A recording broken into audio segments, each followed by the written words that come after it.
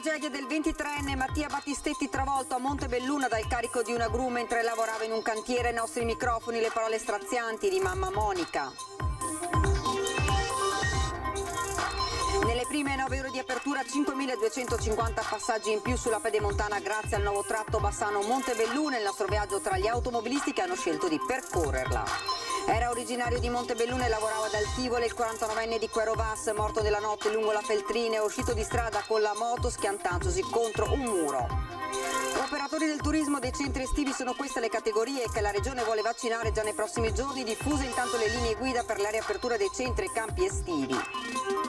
Migranti, anche a Treviso si interroga su possibili nuovi invii all'ex caserma Serena dai centri raccolta di Lampedusa, lapidario il sindaco Conte. I carabinieri di Montebelluna scoprono nell'abitazione di un 43enne incensurato e disoccupato una serra per la coltivazione indoor di marijuana, ben 26 le piante già mature trovate dai militari. Presentata oggi a Valbrenta nella piazza di Valsagna la nuova squadra di ciclisti che unisce la Marca al Vicentino, ospite il pluricampione Moreno Argentin. Buonasera, ben ritrovati dalla redazione di Treviso. Dunque questi titoli di oggi lo avete sentito. Esattamente un mese fa la tragedia del 23enne Mattia Battistetti travolto a Montebelluna dal carico di una gru. Ai nostri microfoni le parole strazianti di mamma Monica. Non abbiamo più un sorriso, non abbiamo più vita, ecco. Purtroppo ci sono state tante persone che ci hanno voluto bene, che ci hanno sostenuto, però la sua mancanza è grande, quindi è tutto nero adesso. È trascorso un mese da quella tragedia che in un attimo ha cancellato e stravolto la vita della famiglia Battistetti e di quanti amavano Mattia. La voce si ferma in gola, le lacrime continuano a scendere e rimane nel cuore un'unica drammatica domanda: perché? Perché morire a 23 anni mentre si sta lavorando? Quel giorno per Monica, la mamma, tutto si è fermato. Un dramma enorme, una disperazione. Non so neanche cosa dire. Dalla telefonata che mi ha fatto il suo titolare c'è caduto il mondo. La procura ha iscritto nel registro degli indagati 9 persone, l'accusa omicidio colposo. Io chiedo alla giustizia che facciano giustizia, basta, che facciano giustizia per Mattia, che era un giusto in questo mondo e credeva nella giustizia veramente. Ricordami così, con un sorriso, è scritto sulla lapide di Mattia, quel sorriso che gli è stato strappato a 23 anni. Di perdono Monica per ora non vuole sentire parlare, troppo lacerante il dolore, troppo immenso quel vuoto che Mattia ha lasciato. No, nessuno. So che qualcuno si è fatto sentire tramite gli avvocati, però nessuno è venuto. Lei la rimarrebbe? No, oggi come oggi no. Non lo so, un futuro, però oggi come oggi mi sono messa in dubbio anche come persona, perché non era questo il mio cuore, però chi mi ha portato via mio figlio non posso perdonarlo. Mattia ha sempre combattuto per le cose giuste, credeva nella giustizia, in quella giustizia nella quale ora confida la famiglia. La mamma pensa a lui e ci dice: Mattia era una persona speciale, era un ragazzo buono, solare, e ce lo hanno dimostrato in tante persone in questo periodo. Era un ragazzo che si dava agli altri, che aiutava chi era in difficoltà. E grazie a Mattia oggi molte persone sono tornate a vivere. Siamo riusciti a donare gli organi e quindi Mattia potrà aiutare altre persone, insomma, con alcune parti di lui. Chi ha sbagliato deve pagare, dice Monica, cercando con lo sguardo quel figlio che non tornerà più a casa. E purtroppo continuiamo a parlare anche di un'altra tragedia, questa volta della strada, ed è accaduta nella notte lungo la Feltrina all'altezza di Querovas. Un motociclista è uscito di strada e si è schiantato contro un muro. La vittima aveva 49 anni. Aveva 49 anni ed era originario di Montebelluna, la vittima dell'incidente motociclistico accaduto alle 23:30 di ieri sera lungo la strada regionale Feltrina all'altezza dell'abitato di Quero Vas. Valerio Verardo stava procedendo verso Feltre quando nell'affrontare una curva a destra per distrazione o per un malore ha perso il controllo della sua Ducati 949 finita contro un muretto di contenimento. L'impatto devastante non ha lasciato scampo al 49enne che è morto sul colpo.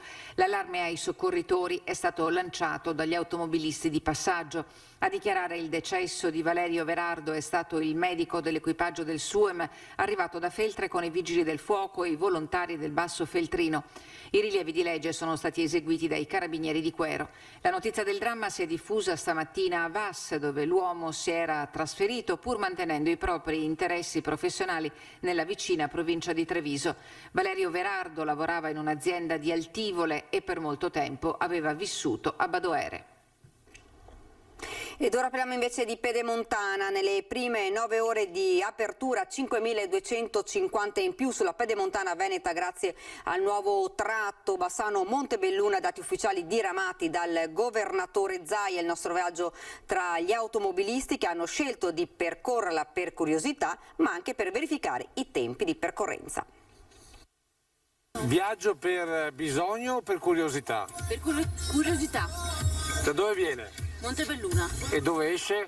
A Bassano, Manostica, quelle zone lì. Prendete la Pedemontana per curiosità o per necessità? Per curiosità. Curiosità. Curiosità di vedere quest'opera tanto chiacchierata, discussa, contestata. Così più di qualcuno si è anche fermato qualche minuto su una delle piazzole per convincersi dell'asfalto drenante, delle barriere antirumori dell'ultima generazione, delle vie di uscita, ma soprattutto dell'innovativo impianto di recupero delle acque dalla sede stradale. Poi via verso la prima uscita utile, quella di Altivole. Cosa le è parso? Beh, la strada è molto comoda, sicuramente libera, non c'è traffico in questo momento, mi pare una bella soluzione, comunque ci voleva. Avevamo accompagnato la figlia a Vicenza. Allora, com'è andata questa autostrada? Benissimo. Stupenda, meravigliosa. Poi c'è chi ha voluto percorrerla tutta la nuova tratta fino a Bassano Ovest. Qui il traffico è un po' più sostenuto perché molti escono dopo aver percorso il tratto da Malo, già aperto peraltro da tempo. Sì, io faccio sempre questa ultimamente perché la comodità e il tempo risparmiato alla fine. Però anche per chi entra da qui verso Montebelluna e soprattutto la curiosità è il motivo del viaggio. Devo andare verso San Zenone o Nedi Fonte, so che c'è l'uscita a Loria, per cui niente, sia per curiosità ma anche per velocizzare, così il cronometro vedo quanto tempo ci metto. Un'arteria che decisamente avvicina luoghi e persone e la prova sta nell'orario in rapporto alle uscite. Partendo da Bassano Ovest alle 13:24, raggiungendo i 110 km/h, velocità massima attualmente consentita, in 3 minuti si passa davanti a Bassano Est e 1 minuto dopo al casello di Loria Mussolente. Alle 13:30, quindi 6 minuti dopo la partenza, si arriva a Riese Piodecimo, mentre 4 minuti dopo si arriva ad Altivole.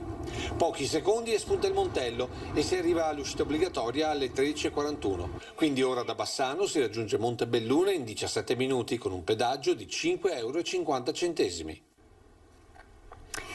Di una svolta storica per la mobilità del territorio parlano i sindaci dei comuni che insistono sul tracciato, ma restano 2 fronti aperti: i pedaggi, soprattutto per i residenti, e le opere di collegamento. Il maggiore auspicio poi da amministratore, quindi da sindaco di Vedelago, è che si prosegui con la progettazione delle opere complementari, perché poi quelle saranno fondamentali per il raggiungimento del casello della SPV. Inaugurata la Pedemontana, è chiaro che gli amministratori locali siano ora concentrati sulle opere necessarie per raggiungerla nei rispettivi territori e senza disagi sulla viabilità ordinaria. La lista di interventi, fanno intendere, è ancora lunga. Un fronte che riguarda anche quelle realtà che presto saranno raggiunte dall'ultimo stralcio, come Spresiano e dintorni. Bisognerà trovare una fase di concertazione anche con i comuni limitrofi, e mi riferisco soprattutto ad Arcade e a Nervesa, perché creare una tangenziale di Spresiano può aver senso, ma può aver senso fin là. Bisognerebbe pensare a un qualcosa di più ampio. L'altro tema riguarda i pedaggi ed eventuali tariffe agevolate per i residenti. I temi principali sui social è appunto il costo elevato della Pedemontana, per cui starà a vedere anche come questo influirà sul reale utilizzo, se saranno necessarie delle azioni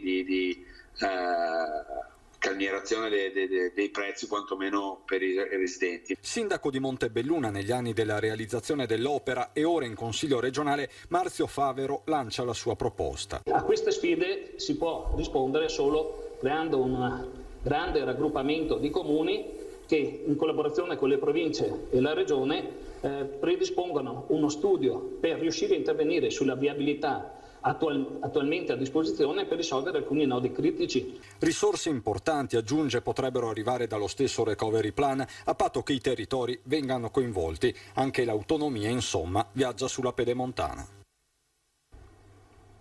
Operatori del turismo e dei centri estivi sono queste le categorie che la Regione vuole vaccinare già nei prossimi giorni, una priorità per mettere in sicurezza attività e servizi fondamentali, dice l'assessore Lanzarin. Diffuse intanto le linee guida per la riapertura dei centri e dei campi estivi.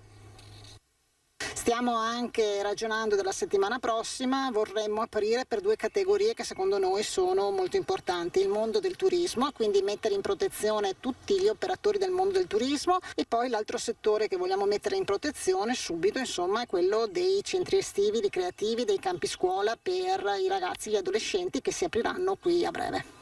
Queste le priorità nella campagna vaccinale cui sta lavorando la Regione accanto alle ULS del territorio. I numeri non sono indifferenti, soprattutto per il comparto turistico, ormai ai nastri di partenza. Abbiamo circa da mettere in protezione all'incirca, insomma, più o meno 60.000-65.000 persone per le strutture ricettive, alberghiere, per tutto il turismo all'aria aperta, il camping e quant'altro.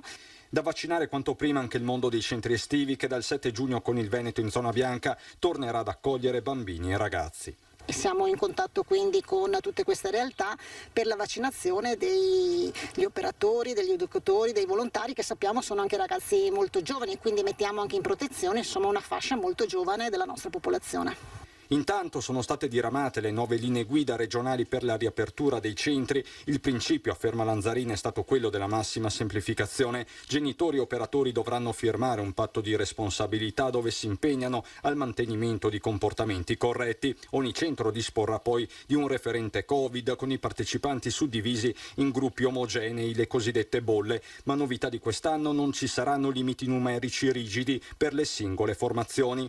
Questo significa di fatto più disponibilità di posti rispetto al 2020. Ritornando alla campagna vaccinale, Lanzarin guarda alle nuove mosse del commissario che dal 3 giugno ha annunciato l'addio al sistema delle fasce d'età. È chiaro che ci sarà a un certo punto un liberi tutti, l'ha detto e l'ha annunciato anche il generale Figliuolo, l'importante è che ci arrivano vaccini. Ed ora parliamo invece di migranti. Anche Treviso si interroga su possibili nuovi invii all'ex caserma Serena dai centri di raccolta di Lampedusa. Lapidario il sindaco Conte. Mentre a Lampedusa prosegue a pieno ritmo la macchina dei trasferimenti dall'hotspot, che ieri è tornato ad ospitare circa 300 migranti sbarcati in poche ore, anche Treviso si interroga sul futuro di queste persone, con la possibilità che dalla prefettura arrivi l'avviso di nuovi arrivi all'ex caserma Serena.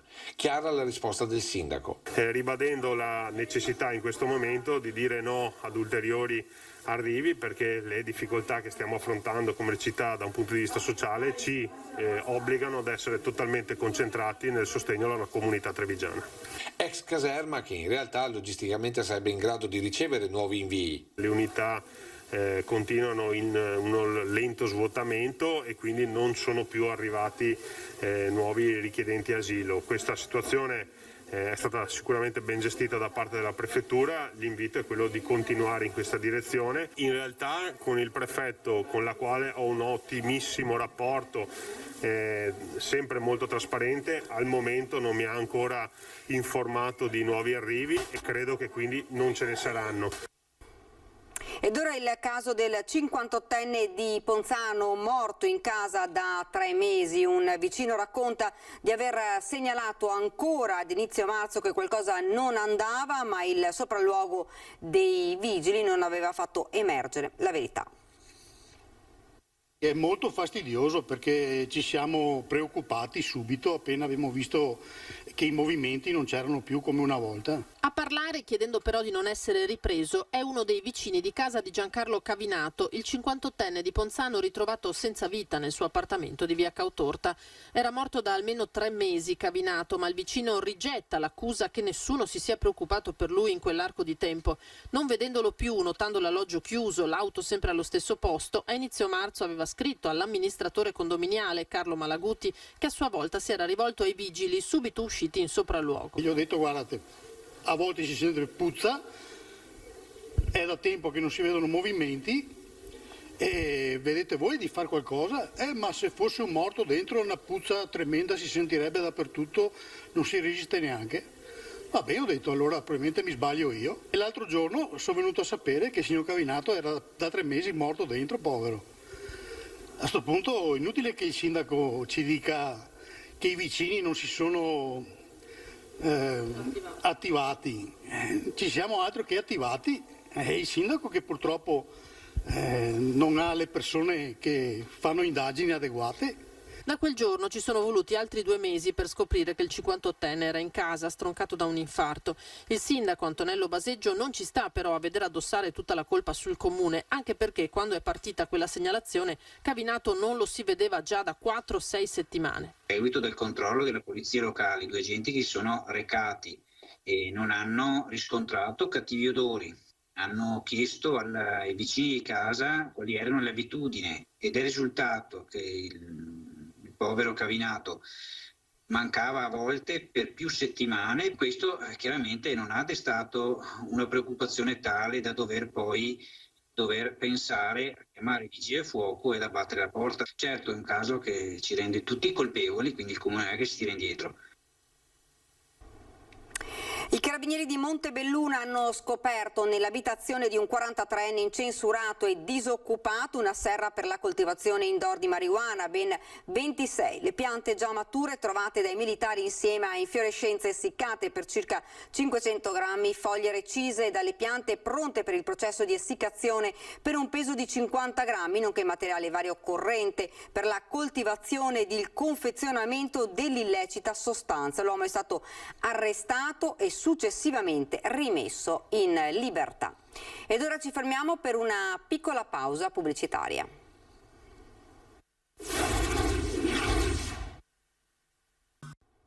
Rieccoci nuovamente in studio ed ora andiamo all'ospedale San Camillo di Treviso con la consegna di 2 attestati come riconoscenza della città ai sanitari e religiose per l'impegno contro il Covid.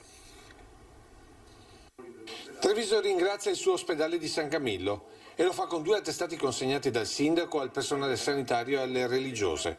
Una struttura che subito si è convertita all'emergenza contagio l'ha fatto per ben 3 volte, rispondendo costantemente alle richieste dell'US 2. 630 i pazienti ricoverati, dei quali gran parte sono tornati a casa guariti. Purtroppo, hanno ricordato i vertici dell'ospedale, 42 persone non ce l'hanno fatta, tutti con 80 anni di media. Una battaglia continua che oggi, grazie ai vaccini e alle buone pratiche, ha visto passare i giorni di ricovero dalla media di 20 ad appena 6 e l'età dei contagiati abbassarsi di media ai 64 anni. Costante lo sforzo di tutto il personale e delle religiose guidate da Suor Lenzi. Il momento più difficile che posso dire è stato la seconda ondata. Quando dovevamo aprire il 26 aprile il reparto Covid, avevamo tutti il nostro personale del reparto di medicina erano positive. Ci siamo trovate con 2 infermieri, 2 OS, un medico, dove le comunità religiose hanno subentrato per fare i turni, quindi momenti difficilissimi, non sapevamo come aprire il reparto Covid. Ecco. Senta, poi qui i medici, tutto il personale si è reinventato durante questa pandemia. Sì, ma guardi, ho trovato, non posso dire nulla nei riguardi del nostro personale, una grande disponibilità, grande dedizione verso questo servizio che abbiamo fatto, ma indistintamente chi erano più competenti o professionali, si per dire anestesisti o internisti, ma chirurghi, ginecologi, tutti, quello che potevano fare dal portinaio fino all'ultimo direttore sanitario, sono stati bravi. Senta, Suor Lenzi, ma perché pregate per il sindaco? Perché il sindaco ci ha chiesto di sostenere nella sua missione fin dall'inizio. Ed ora nel quartiere di San Paolo a Treviso inaugurato un grande murale che dà colore e allegria alla zona degli orti urbani. Via Borgofuro a San Paolo, nuovi colori sull'edificio che accoglie i coltivatori dei 46 orti urbani del quartiere. Un murale iniziato 10 giorni fa abbellisce la facciata fronte strada. È il primo degli eventi legati al Festival Antropica, ma per i residenti del quartiere è molto di più. È un altro investimento sulla bellezza, perché il progetto di questi orti, che hanno 6 anni di vita, è tutto un progetto centrato sulla bellezza, quindi ogni orto deve avere anche fiori, deve essere molto curato, perché di fatto questa è la piazza che al quartiere manca. C'è anche un orto della gratuità, lo coltiviamo tutti assieme e i frutti vengono dati alla Caritas. A realizzare il murale che il sindaco Mario Conte, originario proprio di San Paolo, ha voluto inaugurare personalmente l'artista italo-argentina Aldana Ferreira. Questo luogo che è un orto urbano dove si prende cura dell'ambiente, che è il tema che mi piace di più fare. Quindi sono molto contenta di partecipare in questo. Il primo giorno era un po' che stavano così, mi guardavano che cosa vuoi fare, però dopo veramente sì, mi sembra che sì, stanno contento. E alcuni dei residenti qui per il Brindisi lo confermano. Bellissimo, bellissimo, proprio una bella cosa fatta veramente bene, benissimo. Porta allegria? Ravviva Sì. il nostro quartiere. Un po' di allegria si voleva, sì, veramente bello. Bello. Presentata oggi a Valbrenta nella piazza di Valstagna la nuova squadra di ciclisti che unisce la Marca al Vicentino, ospite il pluricampione Moreno Argentin. Nasce l'Unione Ciclisti Trevigiani Campana Imballaggi Geventex 2000 che unisce 2 province, Vicenza e Treviso, e un grande amore, la bicicletta. Un sodalizio tra una storica realtà della Marca e le 2 attività della Valbrenta. Noi pensavamo di fermarci nel 2021 perché c'erano problemi economici. Avendo trovato questi amici qua di Bassano è nato veramente un connubio veramente eccezionale, al di là del discorso economico, ma soprattutto di amicizia e di stima. Credo che avremo un avvenire molto più prospero. Questo forte sodalizio vicentino-trevigiano in realtà è una grande passione che vi unisce tutti. Sì, per me è una grande passione che già da piccolo io ho corso in bici, poi mi sono un po' perso e siamo ripartiti 2009 e adesso ci troviamo qua con un grande team. Prossimo appuntamento? Il nostro grande appuntamento per i più grandi, per gli under, è il Giro d'Italia e puntiamo veramente alla grande. Campana si riferisce alla 44esima edizione del Giro d'Italia Giovani Under 23 con partenza da Riccione, in programma dal 3 al 12 giugno. Passione innanzitutto. Lo sport per noi in valle è molto sentito. Io ci vivo da sempre con lo sport, ho sempre cercato di dare una mano qui al territorio, perché vivo nel territorio, è giusto, come ho detto prima, rendere qualcosa anche al territorio. Ospite d'eccezione l'ultracampione Moreno Argentin. Credo che l'ingrediente maggiore sia da ricercare nei territori, dall'humus che i territori storicamente riescono a dare. E se guardiamo il contesto qui a Vastagna dove siamo, in Valbrenta, la dice tutta, della serie che ci sono radici profonde in questi territori, dove trovi delle persone che hanno delle radici profonde e che riescono a fare queste straordinarie iniziative. Ed ora siamo arrivati alla nostra pagina da Belluno e provincia.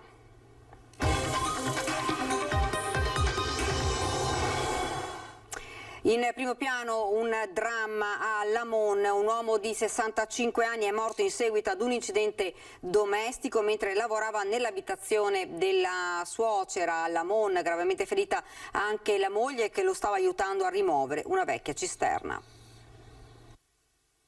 È morto sul colpo cadendo nel vano della vecchia cisterna che aveva sollevato con una carrucola. Dramma questa mattina a Lamon, a perdere la vita Adriano De Lazer, 65 anni, di Fonzaso. Ferita gravemente la moglie Mariangela D'Agostini, di 55 anni, ricoverata in prognosi riservata all'ospedale di Feltre. La dinamica dell'incidente al vaglio dei carabinieri. Adriano De Lazer stamattina era partito per Lamon per svolgere lavori domestici nella casa dove vive l'anziana suocera, in via Ferd. Assieme a lui la moglie, che si è prestata ad assisterlo mentre rimuoveva una vecchia cisterna. D'un tratto la carrucola con la quale aveva appena sollevato il serbatoio si è rotta, facendo precipitare l'uomo, morto praticamente sul colpo dopo aver sbattuto violentemente la testa. L'allarme ha fatto arrivare immediatamente i soccorsi. Per Adriano De Lazzar non c'era più nulla da fare, la salma è a disposizione dell'autorità giudiziaria per accertamenti. La moglie è stata trasportata d'urgenza all'ospedale di Feltre, dove si trova ricoverata in prognosi riservata, pur se non sarebbe in pericolo di vita. La tragedia ha colpito 2 comunità, quella di Fonzaso, dove la coppia si era stabilita dopo il matrimonio, dal quale sono nati 2 figli, oggi ancora in tenera età, e quella di Lamon, paese che ha dato i natali a Mariangela D'Agostini, conosciuta per la sua professione di assistente sociale a Feltre. È una mia coetanea e prego per lei, ci ha detto la sindaca di Lamon, Ornella Noventa. Sconvolto dal dolore il sindaco di Fonzaso, Giorgio Slongo, legato da Adriano De Lazzar da lunga amicizia nata sui banchi delle scuole superiori. De Lazzar era perito metalmeccanico, ma per tutta la vita aveva lavorato come camionista. In pensione da poco tempo, il 65enne seguiva i bambini del gruppo sportivo di Fonzaso. È il sindaco a ricordare commosso un altro incidente che aveva coinvolto De Lazzar alcuni anni fa, quando intento a lavorare sul tetto di casa era scivolato dal lucernaio. Si era ripreso bene, dice il primo cittadino di Fonzaso, vicino al dolore della famiglia assieme a tutta la sua comunità. Una giornata da incubo quella di oggi per Fonzaso, colpita da un duplice lutto. Stamattina la notizia della scomparsa di Renato Bazzocco, 61 anni, titolare dell'edicola di Arten. L'uomo era ricoverato per un trauma subito a causa di una caduta. Oggi erano attese le sue dimissioni dall'ospedale, ma nella notte l'improvviso peggioramento delle sue condizioni di salute ne ha causato la morte.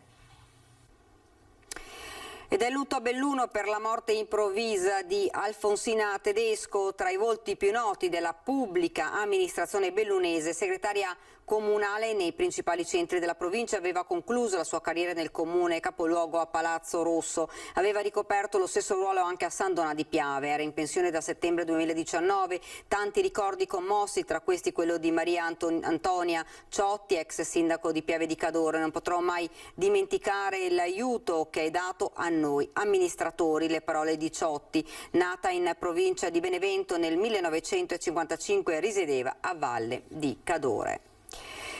Commissione pari opportunità, il centrodestra protesta contro la maggioranza che governa il comune di Belluno. Secondo la Confederazione Europea dei Sindacati, in Italia la parità retributiva tra uomini e donne si realizzerà non prima del 2074. Partendo da questo presupposto scaturisce la vibrante protesta dei 3 consiglieri di opposizione che facevano parte del gruppo che all'interno della Commissione Cultura si occupava della creazione di quella Commissione pari opportunità prevista dallo Statuto del Comune di Belluno, ma a cui mai si è dato vita. Non ci possono però essere pari opportunità se in politica non ci sono nemmeno tra maggioranza e minoranza. Adesso la responsabilità è tutta in capo alla maggioranza, che ha fatto un clamoroso autogol e soprattutto ha leso quel principio di pari opportunità tra destra e sinistra in questo caso, che dovrebbe sempre animare le relazioni tra maggioranza e minoranza. Un punto in discussione è il numero dei membri della Commissione, che vedono il centrodestra proporre, ne facciano parte 4 consiglieri comunali e il centro-sinistra 2. L'altro alcune sfumature lessicali del testo proposto dalla maggioranza, ignorando le proposte avanzate dall'opposizione. Il problema è che la divisione era su una parola interpretata diversamente. Io da non tecnico avevo proposto una terza persona che è venuta a consigliere il pari opportunità provinciale. È disarmante che non ha letto la nostra bozza, quindi è una cosa semplice, interpretazione semantica vista diversamente, quindi non c'è da aggiungere altro. Questo sicuramente non è un comportamento e un modo di procedere che sia consono alle tradizioni democratiche di cui una parte di questo Consiglio comunale, ovvero quella di maggioranza di centrosinistra, si è sempre fatta promotrice e fautrice. Probabilmente questo non è il modo giusto di procedere in questo senso. E da Treviso è davvero tutto, vi lascio alle previsioni del tempo, grazie davvero per averci seguito e buona serata.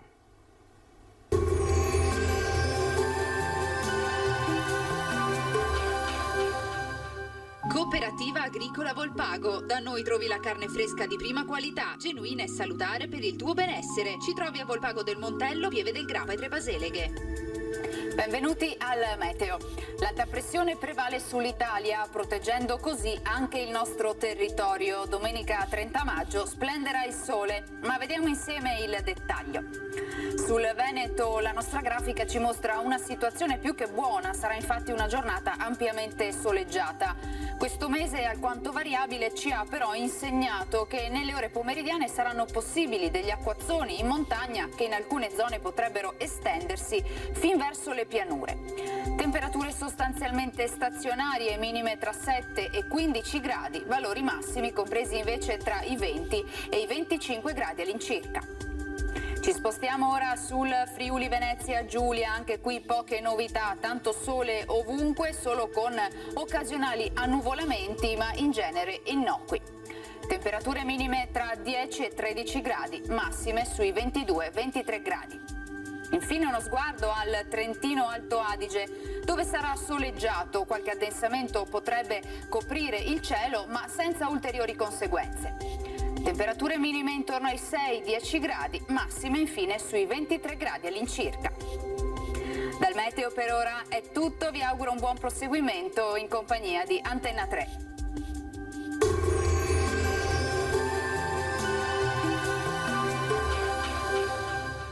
Cooperativa Agricola Volpago. Da noi trovi la carne fresca di prima qualità, genuina e salutare per il tuo benessere. Ci trovi a Volpago del Montello, Pieve del Grava e Trebaseleghe.